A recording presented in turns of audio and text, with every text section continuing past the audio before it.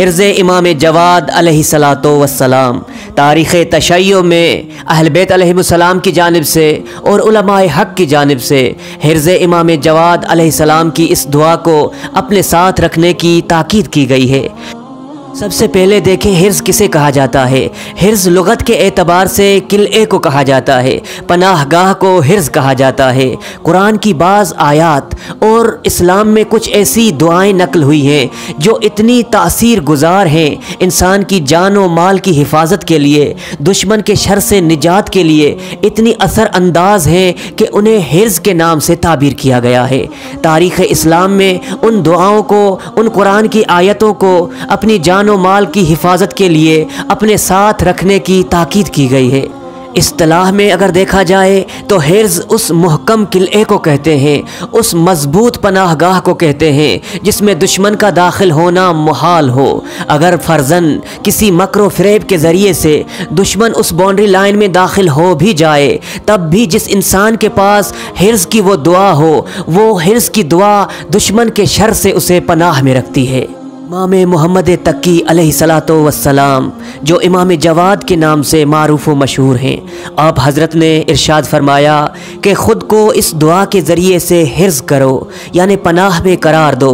اگر تمام اہل زمین مل کر تمہارے خلاف قیام کریں، تمہیں نقصان پہنچانا چاہیں اور تمہارے پاس یہ حرز کی دعا موجود ہو، تمہارے دائیں بازو میں حرز امام جواد کی دعا موجود ہو، تو اہل زمین مل کر تمہیں نقصان پہنچانا چاہیں، تب بھی اس دعا کے اثر کی وجہ سے ذرہ برابر بھی تمہیں ان کا شر نہیں پہنچ پائے گا۔ آیت اللہ بہجت رحمۃ اللہ علیہ کو ان کے استاد محترم آیت اللہ قاضی نے جو 3 اہم عمل بتائے تھے، ان میں سے ایک عمل یہ تھا کہ تم اپنے دائیں بازو میں ہمیشہ امام جواد علیہ الصلاۃ والسلام کی حرز کی اس دعا کو اپنے ساتھ رکھو، اور آپ نے فرمایا کہ اس دعا کے بہت سے تاثرات ہیں، بہت سے اثرات ہیں، لیکن اہم ترین اثر یہ ہے کہ یہ دعا تمہیں جادو سے، سحر سے، دشمن کے شر سے، نظر بد سے ہمیشہ اپنے امان میں رکھے گی۔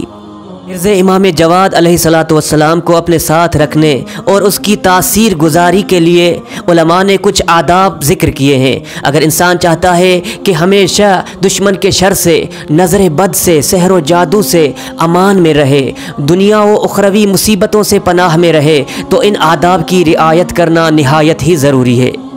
علماء فرماتے ہیں کہ جب امام جواد علیہ الصلاۃ والسلام کا یہ حرز تمہارے ساتھ ہو اور تم چاہتے ہو کہ یہ 100% اثر انداز ہو، تو ان افعال سے دوری اختیار کرو۔ فحاشی سے، کم فروشی سے، ظلم کرنے یا ظالم کی مدد کرنے سے دوری اختیار کرو، واجبات مالی خمس و زکوٰۃ کو پرداخت کرو، قطع رحم سے دوری اختیار کرو، والدین کی آنکھ سے، والدین کی ناراضگی سے پرہیز کرو، اور کفران نعمت سے دوری اختیار کرو۔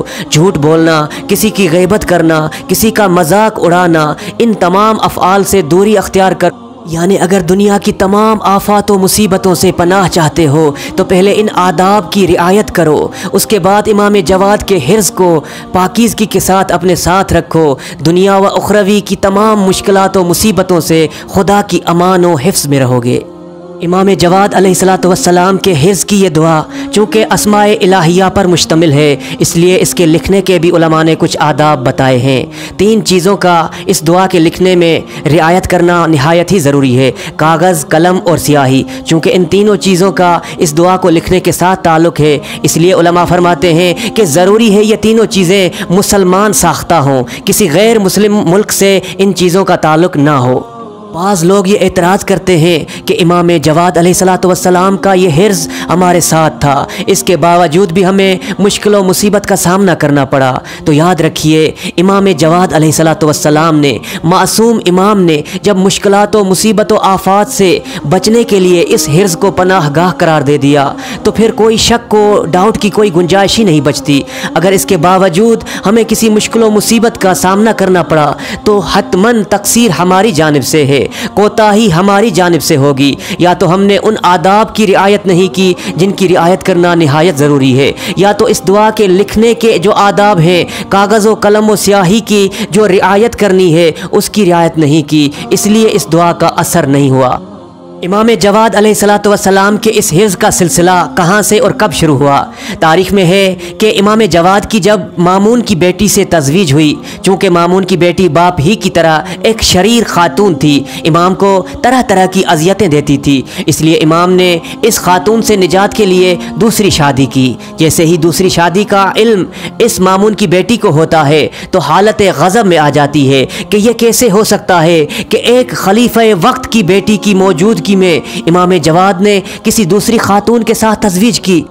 مامون کی بیٹی امام کی شکایت لے کر اپنے باپ کے پاس آتی ہے۔ آدھی رات کا وقت ہے، مامون جو نشے کی حالت میں تھا جیسے ہی اپنی بیٹی کی شکایت سنی، غضب و غیظ کی کیفیت اس پہ طاری ہو گئی۔ غلام کو ساتھ لے کر تلوار لے کر امام کی گھر کی جانب روانہ ہوا۔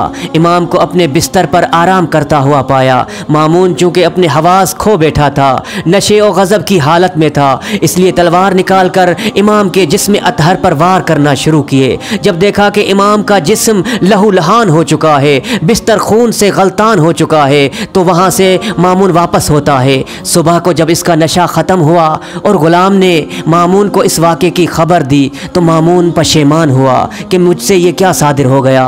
بہرحال مامون نے غلام سے کہا کہ امام کے گھر جاؤ اور جا کر دیکھو کیا صورتحال ہے۔ غلام امام عالی مقام کے گھر آتا ہے۔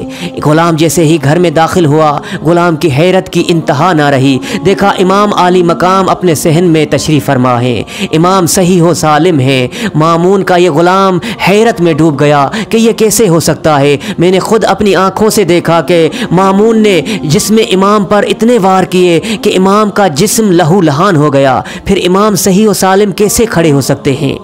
مامون کا یہ غلام یہ جاننے کے لیے کہ وہ وار جو مامون نے امام کے جسم پر کیے تھے اس کی کوئی نشانی، کوئی زخم، کوئی علامت امام کے جسم پر ہے یا نہیں، ایک چال چلتا ہے۔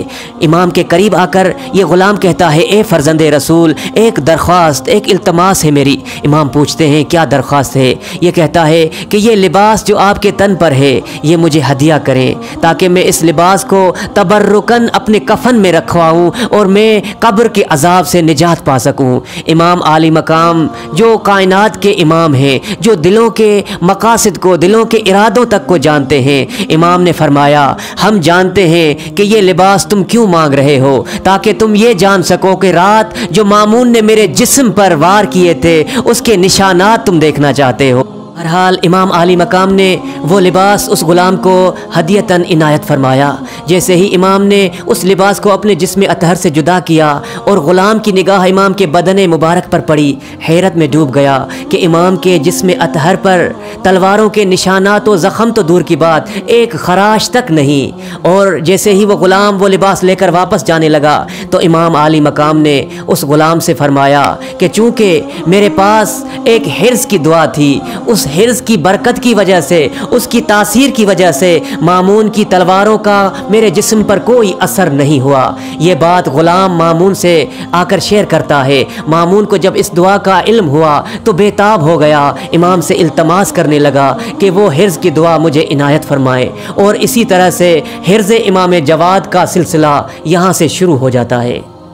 حرز امام جواد علیہ الصلوۃ والسلام جو دنیاوی تمام آفات و مشکلات سے پناہ گاہ ہے، اس کے الفاظ اس طرح سے بیان ہوئے ہیں۔ بسم اللہ الرحمن الرحیم۔ یا نورو یا برہان یا مبینو یا منیر یا رب اکفن الشرور و آفات الدہور و اسألک النجات یوم ینفخ فی الصور۔